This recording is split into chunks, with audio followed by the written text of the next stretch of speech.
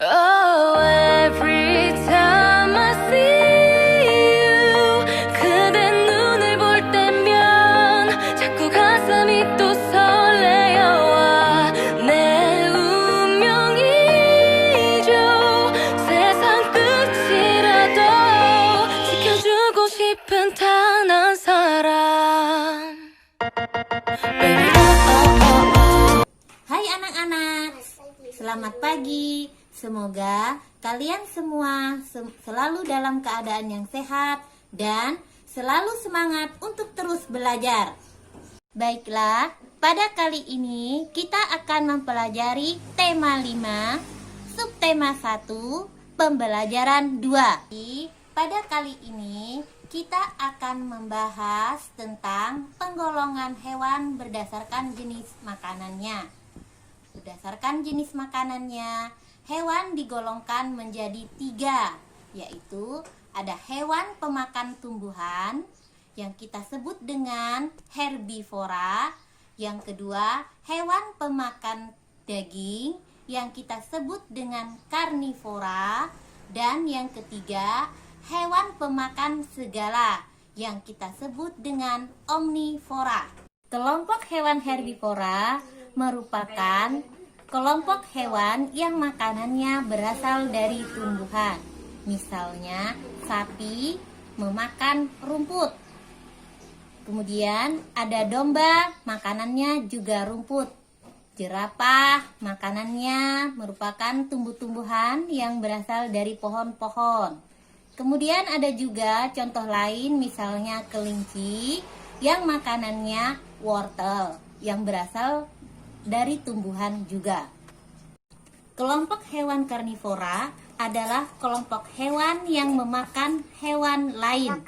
Sebagian besar hewan ini termasuk dalam kelompok hewan yang buas dan liar. Mereka harus berburu untuk mendapatkan makanannya. Misalnya, hewan karnivora yang ada di darat yaitu harimau, singa, dan serigala. Ada juga hewan karnivora yang hidup di air, misalnya ikan hiu, ikan gabus, dan ikan piranha. Selanjutnya, ada juga hewan karnivora yang tinggal maupun hidup di udara, misalnya burung elang dan burung hantu. Kelompok hewan selanjutnya adalah kelompok hewan omnivora. Omnivora merupakan kelompok hewan yang makanannya berasal dari tumbuhan dan hewan. Misalnya ayam, bebek, angsa, manusia, dan orang hutan. Baiklah anak-anak, setelah kalian mempelajari penggolongan hewan berdasarkan jenis makanannya, Ibu berharap kalian mampu menjelaskan dan mengelompokkan hewan berdasarkan jenis makanannya. Untuk itu, kalian akan mengerjakan tugas dalam bentuk tabel pada lembar LKPD yang telah Ibu berikan. Sebelum kalian mengerjakan tabel tersebut, ada beberapa alat dan bahan yang perlu kalian siapkan. Bahan yang perlu kalian siapkan misalnya seperti surat kabar, majalah, koran, maupun gambar-gambar yang kalian upload dari internet. Dan alatnya berupa gunting, lem, penggaris, pulpen, dan kertas. Setelah kalian mengerjakan tugas tersebut, selanjutnya kita akan mempelajari informasi penting dari setiap paragraf dalam teks non-fiksi yang disajikan. Untuk lebih jelasnya, simaklah video. Apakah teman-teman masih terasa asing mendengar kata pokok pikiran? Apa itu pokok pikiran? Tentu di kelas 4 kalian sudah belajar tentang gagasan pokok. Pokok pikiran sama saja dengan gagasan pokok.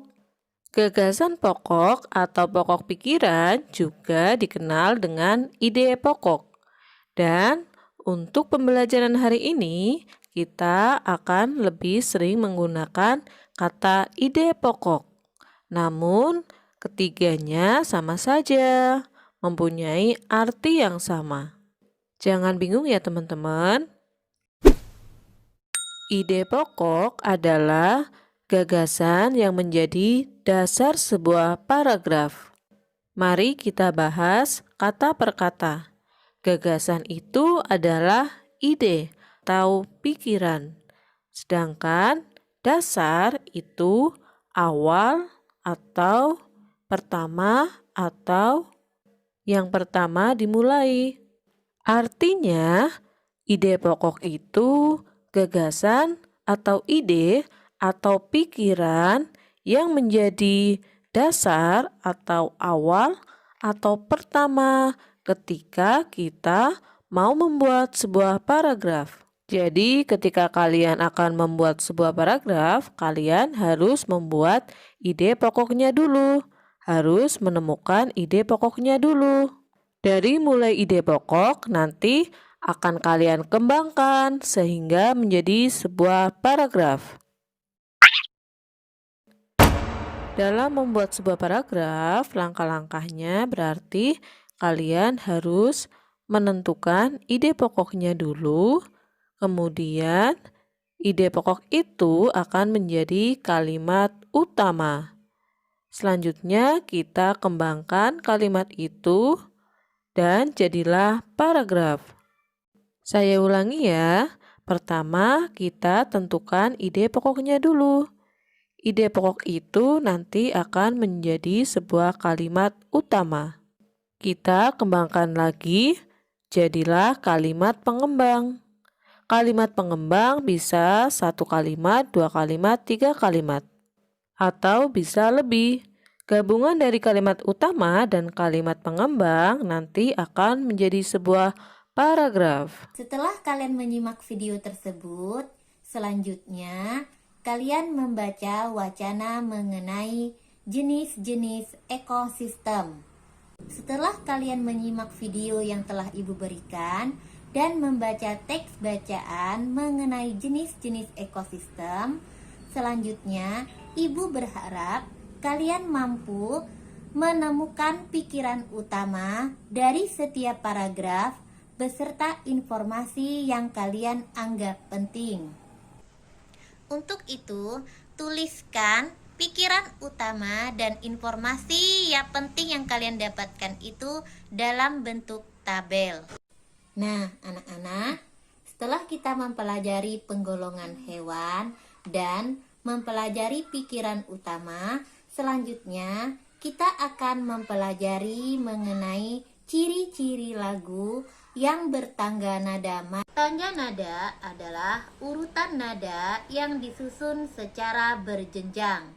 Tangga nada dibagi menjadi 2, yaitu tangga nada mayor dan tangga nada minor.